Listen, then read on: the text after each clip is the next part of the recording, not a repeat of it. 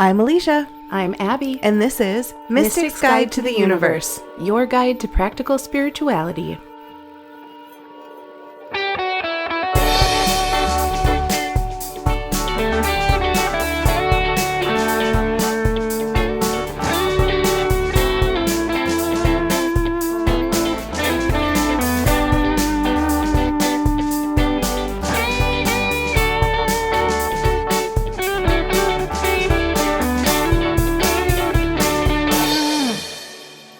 Today, let's focus on spiritual burnout. I feel like it's getting darker out. It's getting colder out. It is really hard to keep going when you're feeling so sleepy and like you just want to cuddle up in a blanket in front of the fire. And because a lot of people are experiencing all kinds of burnout during this time of year specifically, let's talk about what spiritual burnout is. Spiritual burnout is when you're practicing spirituality and you're not allowing yourself to rest and you're not pouring back into yourself. A lot of times on your spiritual journey, you're very focused on other people and how other people are affecting you and what their spiritual journey is. And if you're not taking time to rest and reflect on your own journey and on your own needs, that can definitely cause some spiritual burnout. And it's an interesting time to talk about it because we are just coming off of a 3-day spiritual retreat that you and I hosted. And I think we did a really good job. There was a lot of potential for us to be completely burnt out after that. And I think we both did a really good job at not allowing that to happen. Burnt out, fried, yeah. We didn't sleep very well the entire time because we were holding space for so many people. But I don't feel burnt out. I don't feel like I just want to quit. Do you? No, absolutely not. It was a crazy ride. Mm-hmm. It was very rewarding. Yeah. The way people were feeling, the way they were talking about how great they felt, how much they were figuring out. Like, It was an amazing experience. That being said, we didn't sleep very much. No. We were channeling a ton of energy. Yep. Doing a bunch of workshops, meditations, like you said, holding space for people, which we thrive on, right? But it does use up a lot of energy. And I know the next day when we got back, I texted you and I was like, hey, are you also exhausted?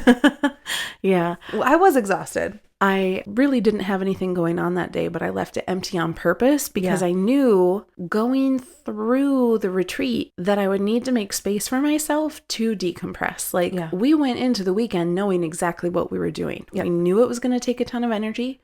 We knew that we were going to put ourselves out there 100% for people if they needed us. We knew what we were going into, so we made space for ourselves afterwards. I mean, after sleeping all day yesterday, I'm totally back to myself, but I'm glad I made that space. And so it's important to know that when you're doing a lot of spiritual work, whether you're going to a retreat or you're going to an all-day class or something like that, give yourself time to come down from that. I think that's an important thing to mention too, is that if you know that you are going into something that is going to drain you spiritually, it's important to prepare for that. So what are some things other than, I know we said that we set aside time afterwards or even during the retreat to fuel ourselves back up. What are some things that you can do to prepare in advance going into something that is likely going to cause spiritual burnout? I bring my headphones. I'm going to already have podcasts and meditations downloaded. I am going to find a song to hyperfixate on that entire week or that entire weekend so that I can just listen to it. It has been Cover Girl by Joan for the last probably 4 years. And if I'm feeling overwhelmed or upset or just completely dissociated, I will put on Cover Girl by Joan and all is right with the world again. I will make sure I have snacks. Snacks and eating are huge for burnout. I always feel like if I'm feeling burnt out, I don't take time to eat. I just don't take care of myself. And sometimes just having a pocket full of combos is necessary. Just pretzels or crackers. That's what you choose, is pretzels or crackers? No. Combos. Pretzels or crackers. Oh, crackers. Crackers with pizza? No, crackers with cheese. Oh, okay. Yeah. Okay. Snacks are very important. And then just making sure you hydrate and making sure you listen to your body. If your body is telling you everybody's annoying me, everything's too loud, the lights are too bright, it's probably time to take some time to isolate. Yeah, absolutely. When was the last time you experienced spiritual burnout? It was definitely within this last year. I was dealing with medical issues and I had a session with somebody. I was disappointed at the outcome and I thought the things that I thought were going to happen are not happening. When you see things happening for other people, when you hear the stories that they tell about, oh, I manifested this, or look how the universe is looking out for me, and then you have moments where it's like life blows up in your face, it's very easy to look at that and say, what am I even doing? And I had a moment like that where I said, what am I even doing? And it may have only lasted 24 hours, but it was a rough 24 hours. Yeah. Yeah. And I don't know, call me on it if that's not true. I think maybe it lasted for a few days, but like it was only really harsh for the first day. Yeah, I think you only wanted to give up for like the first day. And that's the hardest part about spiritual burnout is while you're experiencing it, you genuinely think like, I never want to do this again. This is crazy. Like you start legitimately feeling like you've been experiencing spiritual psychosis because you're coming down from, sometimes you're coming down from this high of like a very intense spiritual experience that you've had. Yeah. And then you're not taking time to rest adequately afterwards. And then it's like, oh my God, that was all fake. That was ridiculous. Like, why did I think that? Obviously, all of this is bullshit. And then it's like, okay, well, I'm done practicing spirituality. I'm never going to circle again, or I'm never doing a reading again. I'm never pulling cards for myself. And a lot of people get stuck in that and never come back. And that's totally fine. That's their journey. But you were only feeling those things for a 24-hour period. And then you were like, oh, wait, no, it's fine. Yeah. And I think it's hard for us because we came from that hardcore religious background. And we've been fooled before. Yeah. So you have that split second feeling of, did I fall for it again?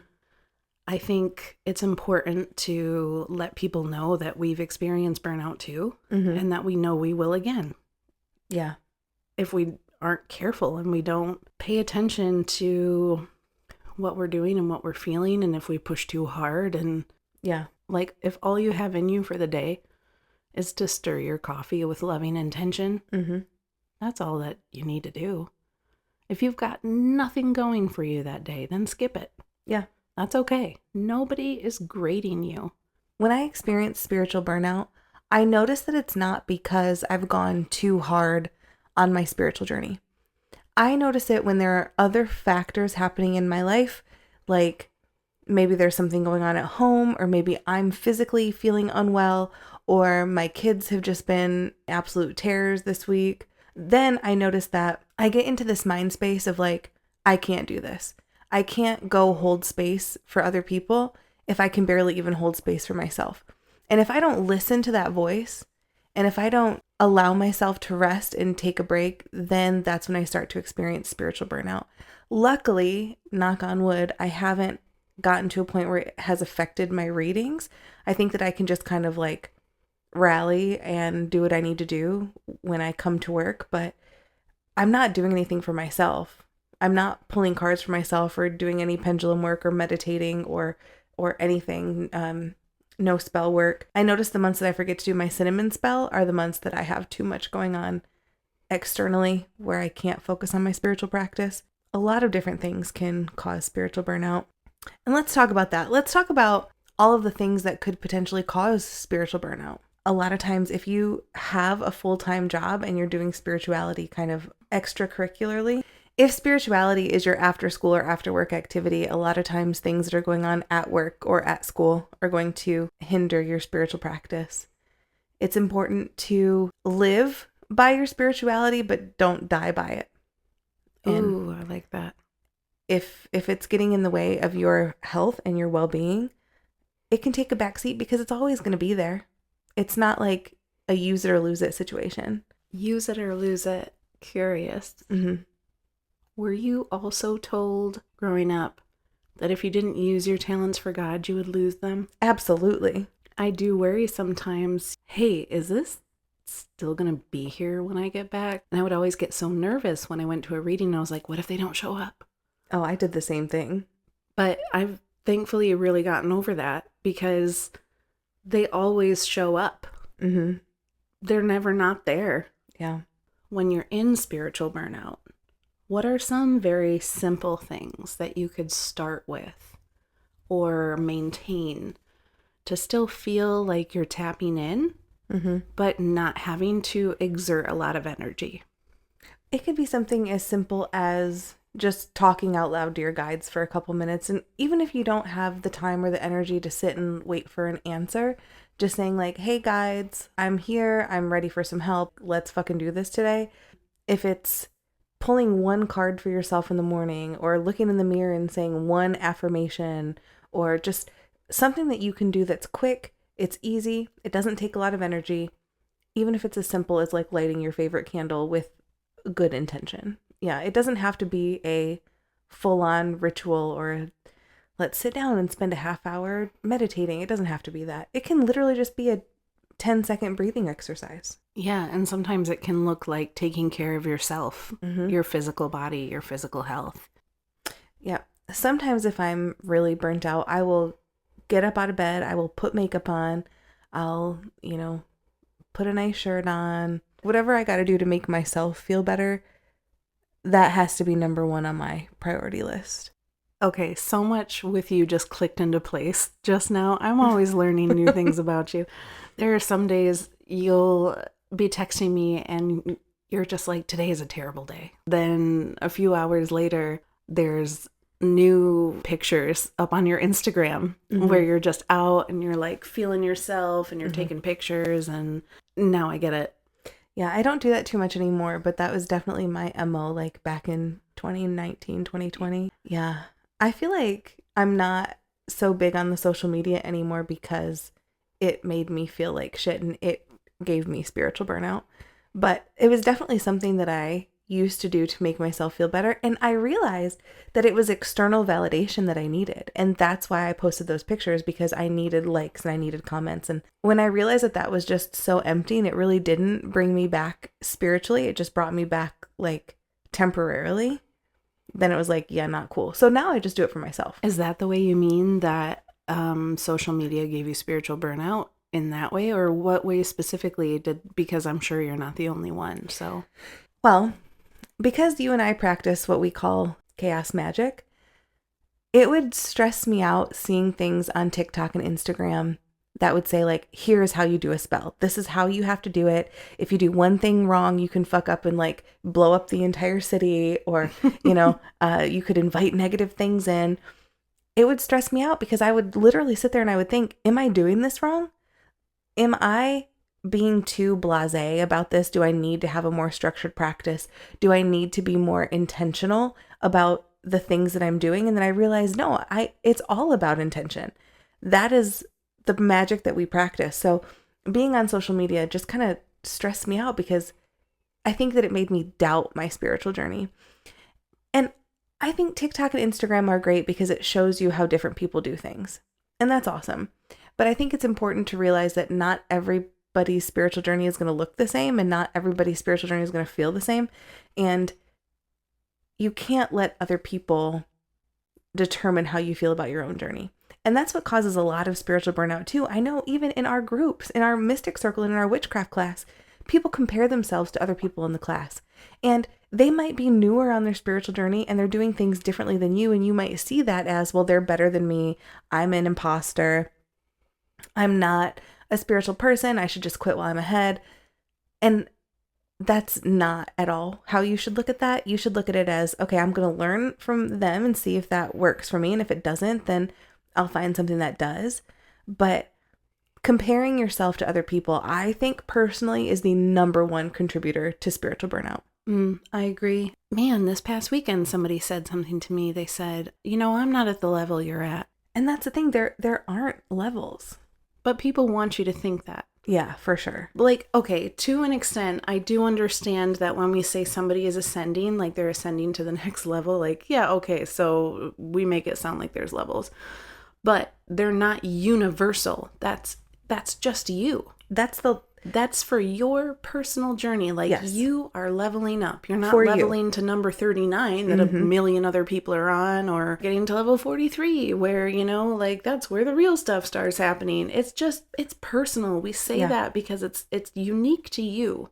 That's why I have such a huge problem with the 5D stuff. And I know that you really subscribe to that sometimes, but I have such a big problem with that because I do think if someone's like, well, I've ascended to 5D, but then you're like, well, everything that I see is just 3 and 40, so I'm really fucking confused. I think that that is toxic sometimes, depending on how people say it and how people use it. I will agree to the sometimes, but I also say that everything can be toxic given the wrong person in charge. Absolutely. So for me, the 5D, for me, that was when it made it easier to like handle some people in my family. Realizing that like that is the energy that they came in with. And while there's some people who move into a new energy, there are some people who don't in this lifetime. That doesn't make us better than them. It's all about realizing that people have their own journey and being okay with it, even if their journey is appalling to you. Yeah. We want to change them so badly. Yeah. Right? Like we want to shake them and say, don't you see what you're missing? Or don't you see what you're doing to people? Yeah. But we can't change them. All we can do is look at them and say, that's where they've chosen to be. Yeah. And when we decide that we are going to learn from other people's journeys, even if it looks different than ours, that's where true growth really happens. And you and I are mediums. Some people that come in here are not mediums, and that's okay. I think that if you work at it, everybody could be a medium, but that's just my own personal opinion. But some people that come in here are empaths. Some people that come in here can read tarot. I can't read tarot. You're great at reading tarot, but I don't look at you and say she's further along on her spiritual journey than I am because she reads tarot or she does Reiki. I have absolutely no desire to learn Reiki. I don't. If somebody wants Reiki, I'm sending them to you. I have no desire. And a lot of people probably think that if you don't know how to do energy work, you're not doing your spiritual journey right. And that's okay. I am on my own personal journey, and so are you. And so is everybody that is listening to this and everybody who comes to see us. It's going to look different. So comparing yourself to somebody else is the absolute worst thing that you can do for your journey. And just like I don't want to learn how to do Reiki, some people don't want to teach. Some people don't want to be a spiritual leader. Yeah. And spiritual leaders are not more spiritual than you are. And if they claim to be, run. Walk the other way. Yeah, exactly. I'm on the same exact level spiritually as every single person that comes in here and sits with us. Because if you're exactly where you need to be, you're on the right level. Yep. Nobody is better than any other person. And just because I have been put here to teach and because you have been put here to teach and lead does not make us better than other people. I know we've been talking about comparison for a really long time, but I think that it's very important. Yeah. It is. It's very important because I do think that that is the number one contributor to spiritual burnout. Yeah. Let's talk about what happens when you've hit the burnout. Now you're taking a break. Now you're resting. Now you're giving yourself the time and space that you need. How do we reconnect with that joy and rediscover the why of the spiritual journey? I have an opinion. Okay. I think it's when you drop the rigidity, when you realize that there is only grace. Oh, I didn't like that. Oh, I didn't like that at all. Is somebody triggered? I think I might be. I think that'll come up in the next podcast. I think so too. But there's only grace in spirituality, as much as it hurts to hear. But yeah, so release the need for everything to be rigid and structured and rule-based. Release the expectation that everything is going to look perfect. Release the expectation that you will start to become perfect. That's not what being spiritual means. It doesn't mean you become the perfect version of yourself. It means you're becoming a better version of yourself every day. Does that lead up to perfect? Probably not in one lifetime. Yeah, no. So give yourself some slack. But you know what won't happen? And this is because we learned this growing up. We learned growing up that if you stray, Jesus will always be there to pull you back. one thing that will not happen is your guides or your deities or your spiritual gurus, whatever, are not going to be there just waiting for you to be weak one day so they can pull you back. Spirituality is a practice. It's not a religion. Some religions are spiritual, but spirituality as a whole is not a religion. It is a practice. And so you have to practice it in order for you to grow on your spiritual journey. And if you notice that those practices are becoming draining and not fulfilling, if you're leaving a spiritual community or a spiritual practice, a ritual, a class, something, and you are feeling drained and irritated, and you come home and you're mean to your partner, or you have no patience with your kids or anything, if you're leaving not better than you showed up, you're not supposed to be doing that right now. You're supposed to be taking a step back. If you leave certain people or a certain spiritual community and you literally have to sleep for 12 hours to regain your energy back, it's time to take a step back or to find a new community that is causing you burnout. The hard part is recognizing if it's the practice that's draining you or if it's just, if you are ascending, you're going to feel drained, but it's a different kind of tired that you feel. Sometimes you're drained because you did spiritual work. Mm-hmm. If every single time the night comes up and every single time you find yourself wanting to cancel, then maybe it's not serving you and you need to figure something else out. Also, one thing to really keep in mind is if you're feeling completely disconnected from yourself, if you're feeling very dissociated, if you're feeling like you just don't know who you are, it might be a good time to take a step back and make sure you're on the right spiritual path. A lot of people force themselves down certain spiritual paths, and if it's not right for you, you're going to feel it physically, you're going to feel it mentally. And then also just feeling hopeless and feeling like, no matter what I do, spirituality is never going to serve me the way that it needs to, or no matter how hard I work, I'm never going to be at the level that I want to be at. That's usually a good sign that it's time to take a step back too. It is a very personal journey, and if you're just feeling depleted and if you're feeling just completely disconnected or frustrated, it's important to take a break. So we talked about how we got into our spiritual burnouts. Mm-hmm. Was there anything specific that brought you out of it? Yeah, I needed space. There were times when I was feeling really burnt out, just in my everyday life and also spiritually, that I would say like, I just need a fucking break. I just need to go stay in a hotel by myself for a night and just not talk to anybody and fill myself back up. But that's normally how I rest and recuperate is isolating. And so I think whatever your day-to-day way to fill yourself back up, do that on a grander scale for spiritual burnout. So if you are the type of person that needs to talk through everything, if you're the type of person who like has to break everything down and have a reason why, then you might want to start journaling. If you're the type of person who isolates, then do what I did and just go stay by yourself, go in the woods, be by yourself for a little bit if you can. Sometimes psychedelics can help kind of reignite that, but that's obviously not for everybody. I know people who had to give up drinking and smoking to make themselves feel human again. And for me, I had to start saying no. And that has been really, really difficult. But I do notice that if I'm spiritually burnt out and I ignore it, my physical body gets sick because my body, my soul, my spirit is telling me, bitch, you're going to rest whether you like it or not. Right. And so I will get physically sick. So don't let that happen.